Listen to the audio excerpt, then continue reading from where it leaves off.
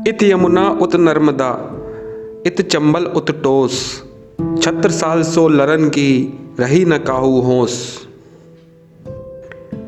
ये पंक्तियां संबंधित है बुंदेलखंड के उस स्वराज से जहां बुंदेलखंड में बहुत से संघर्षों और प्रयासों के बाद बुंदेलखंड का एक छत्र राज्य महाराजा छत्रसाल ने पाया था, जिनके बारे में कहा जाता है कि मात्र 5 घुड़सवारों और 25 पैदल सैनिकों के साथ महाराजा छत्रसाल ने औरंगजेब पर पहली विजय पाई थी। तो दोस्तों, बुंदेलखंड केसरी महाराजा छत्रसाल और उनके जीवन से जुड़े मऊ सहानिया के कुछ स्मारक, जिनके बारे में जानेंगे आज के इस वीडियो में। तो दोस्तों, स्वागत है आप सबका एक बार फिर मेरे YouTube चैनल पर। तो दोस्तों, आज हम हैं छतरपुर के मऊ सहानिया में, जो कि बुंदेलखंड केसरी श्री महाराजा छत्रसाल का क्षेत्र है। और मऊ सहानिया का ये क्षेत्र उनके ही राज का एक छोटा सा हिस्सा है। तो दोस्तों, यहाँ पर जो है महाराजा छत्रसाल से जुड़े काफ़ी स्मारक हैं, जिन्हें कि आज के वीडियो में हम आपको दिखाने वाले हैं और जानने वाले हैं थोड़ा सा महाराजा छत्रसाल के बारे में। तो दोस्तों, सबसे पहले चल रहे हैं महाराजा छत्रसाल की समाधि पर, और बने रहिए मेरे साथ इस वीडियो में जानने के लिए और क्या क्या है यहाँ पर मऊ सहानिया में। तो आइए फिर चलते हैं।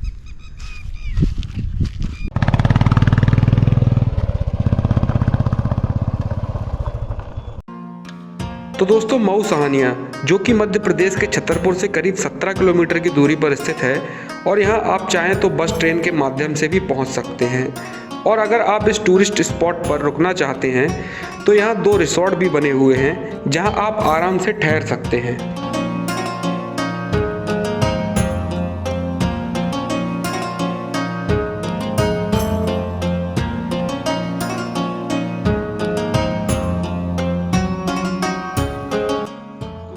हम पहुंच चुके हैं महाराजा छत्रसाल की समाधि पर। और महाराजा छत्रसाल की समाधि का निर्माण सन 1733 में पेशवा बाजीराव ने करवाया था, और उसके बाद इसका निर्माण कार्य अधूरा था, और यह 4 मंजिल में बना हुआ है। और उनके बाद जो है पेशवा बाजीराव के बाद उनके जो कुल के बच्चे थे, उन्होंने इनका जो है पूर्ण निर्माण करवाया था। तो दोस्तों, 4 मई सन 1649 को टीकमगढ़ जिले के ककर कचनाए ग्राम के पास स्थित विंध्य वनों की कैमोर पहाड़ियों में इतिहास पुरुष महाराजा छत्रसाल का जन्म हुआ। और महाराजा छत्रसाल ओरछा के रुद्र प्रताप सिंह के वंशज थे। मात्र 12 वर्ष की आयु में माता पिता के निधन के बाद वे बड़े भाई अंगद बुंदेला के साथ देवगढ़ चले गए। बाद में अपने पिता के वचनों को पूरा करने के लिए महाराजा छत्रसाल ने परमार वंश की कन्या देवकुंवरी से विवाह किया। कहते हैं कि जिसने आंख खोलते ही सत्ता संपन्न दुश्मनों के कारण अपनी पारंपरिक जागीर छीनी पाई हो, और निकटतम स्वजनों के विश्वासघात के कारण जिसने अपने माँ बाप को खोया हो, जिसके पास कोई धन बल और सैन्य बल न हो, ऐसे 12-13 वर्ष की आयु के बालक की मनोदशा आप कल्पना नहीं कर सकते। लेकिन उनके पास था राजपूत शौर्य, संस्कार, बहादुर माँ बाप का अदम्य साहस और वीर भोग्य वसुंधरा का गहरा आत्मविश्वास। इसीलिए वह कभी टूटे नहीं। कहते हैं कि उन दिनों राष्ट्रीयता के आकाश पर छत्रपति शिवाजी नाम का एक सितारा चमचमा रहा था। और जब सन 1668 में दोनों राष्ट्रवीरों की जब भेंट हुई, तो छत्रपति शिवाजी महाराज ने छत्रसाल बुंदेला को उनके उद्देश्यों, गुणों और परिस्थितियों का आभास कराते हुए उन्हें स्वतंत्र राज्य स्थापना की मंत्रणा दी। इसके बाद शिवाजी से स्वराज का मंत्र लेकर सन 1670 में छत्रसाल वापस अपनी मातृभूमि पर लौटे, और उनके बचपन के साथी महाबली ने उनकी धरोहर थोड़ी सी पैतृक संपत्ति के रूप में वापस की, जिससे छत्रसाल बुंदेला ने 5 घुड़सवार और 25 पैदल सैनिकों की एक छोटी सी सेना तैयार की, और औरंगजेब के विरुद्ध विद्रोह का बिगुल बजाते हुए बुंदेलखंड में स्वतंत्र स्वराज की नींव रखी। कहते हैं कि उन दिनों मुगल सम्राट औरंगजेब दक्कन पर राज करना चाहते थे, जिसके लिए वह आगरा से मध्य भारत से होता हुआ एक रास्ता बनाना चाहते थे। लेकिन वो रास्ता महाराजा छत्रसाल के बुंदेलखंड राज्य से होकर गुजरता था, और इसी बात का उनके बीच विवाद था।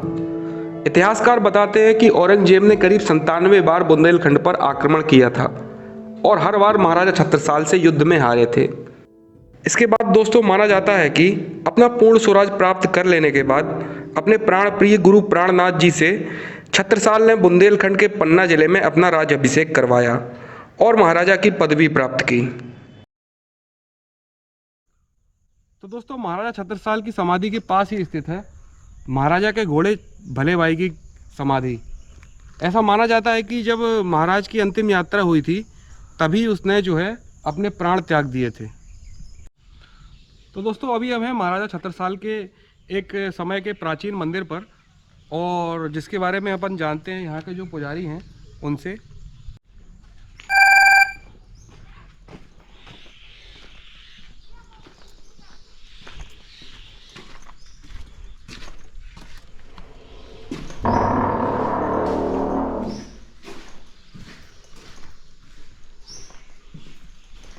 पूषवती संवत 1788 में आप आए हैं यहाँ पर, और अपने भले भाई घोड़े को इसी पेड़ से, मोरसाली का पेड़ है जो हमको बैठी है यहाँ पे, इसी पेड़ से बांधकर महाराजा छत्रसाल जी जो अंदर सेवा पूजा है, तो सेवा पूजा के वहाँ चबूतरा था पहले बगीचा के, जिसका नाम था मोतीबाग। तो इसी चबूतरा पर आपने अपने बागा, बस्तर, पाग, तलवार, यहाँ तक कि लंगोटी तक निकाल कर उसी चबूतरे पर छोड़कर अदृश्य हो जाते हैं मैसरे के। फिर उनके ज्येष्ठ कुंवर जो हृदय शाह जो देव हैं वो आते हैं, तो भले भाई घोड़े को यहाँ से निकाल कर 1 किलोमीटर महेवा ले जा रहे थे, यहाँ से 2-2.5 किलोमीटर है, तो आधी दूर तक गया जंगल में, वहाँ जंगल में उसने अपना शरीर छोड़ दिया। वहीं पर आज भी जंगल में घोड़े का चबूतरा है आज भी। फिर संवत 1788 पूषवती तीज के दिन महाराजा छत्रसाल जी यहाँ अंतर्ध्यान होते हैं, और हृदय साहब जी के कर कमलों द्वारा संवत 1790 में इस मंदिर का निर्माण हुआ। और महाप्रभु प्राणनाथ जी उनकी सेवा पूजा पधराई गई, क्योंकि महाराजा छत्रसाल जी के गुरु थे और पूर्ण परमात्मा है वो। तो जब से यहाँ पर सेवा पूजा चलती है, यह अंतर्ध्यान स्थल है महाराजा छत्रसाल जी का। सेवा पूजा उनके गुरु महंती प्राणनाथ जी का। और संवत 1788 पूषवती तीज के दिन जब आलोप हो जाते हैं, और इसके पहले महाराजा छत्रसाल जी की जब 75 वर्ष की आयु थी, औरंगजेब बादशाह का दिल्ली में शासन था, और यहाँ अपने बुंदेलखंड में महाराजा छत्रसाल जी का शासन था। औरंगजेब ने महाराजा छत्रसाल जी को पकड़ने के लिए अपनी 3 लाख सेना सहित बंगस खां सेनापति को भेजा, छत्रसाल जी को पकड़ के लाओ। 75 वर्ष की आयु थी, महाराज छत्रसाल जी ने हथियार उठाना छोड़ दिया था उस टाइम, और हृदय शाह जगतराज जी में बंटवारा हुआ था उसी टाइम। तो थोड़ी विष्णु भगवान की जो माया का आवरण उन दोनों भाइयों के मन में हुआ, तो औरंगजेब ने उस समय का फ़ायदा लेना चाहा, तो अपनी सेना सहित चढ़ाई कर दी।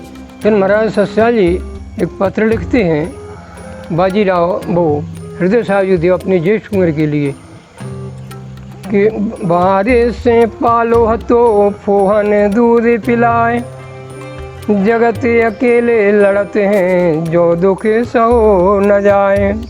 हृदय शाह ज्येष्ठ कुंवर वहाँ के रीवा रियासत से अपने आते हैं, और हृदय शाह से और जगतराज दोनों मिलकर संघर्ष करते हैं। फिर एक पत्र लिखते हैं महाराज छत्रसाल जी बाजीराव पेशवा को कि जो बीती गजराज पे सो बीती है आज, और बाजी जात बुंदेल की राखो बाजीराव अपनी सेना सहित आते हृदय शाह जगतराज और बाजीराव सेना से संघर्ष करके सूबा को परास्त कर देते हैं।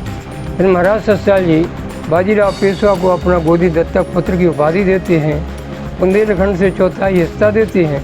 और जो आपने धुबेला संग्रहालय के सामने मस्तानी महल है, वो एक नेत्रिका थी, उसको महाराज छत्रसाल जी ने अपना मानस बहन माना था, उनको बाजीराव से संबंध बनवाया और 1/4 हिस्सा राजधानी से दिया। उनकी यादगार में ये स्मारक भवन बना, वो स्मारक भवन है, यहाँ लिख दिया पुरातत्व विभाग वालों ने समाधि, जबकि विश्व में कहीं महाराज छत्रसाल जी की समाधि है न कोई अंतिम संस्कार हुआ। वो तो पूर्ण परमात्मा का अंश था, उन्हीं में लीन हो गया महाप्रभु प्राणनाथ जी में, और तभी से यहाँ पर सेवा पूजा चलती है, और आज भी होती है, हमारे पूर्वज करते आए, हम लोग भी करते हैं।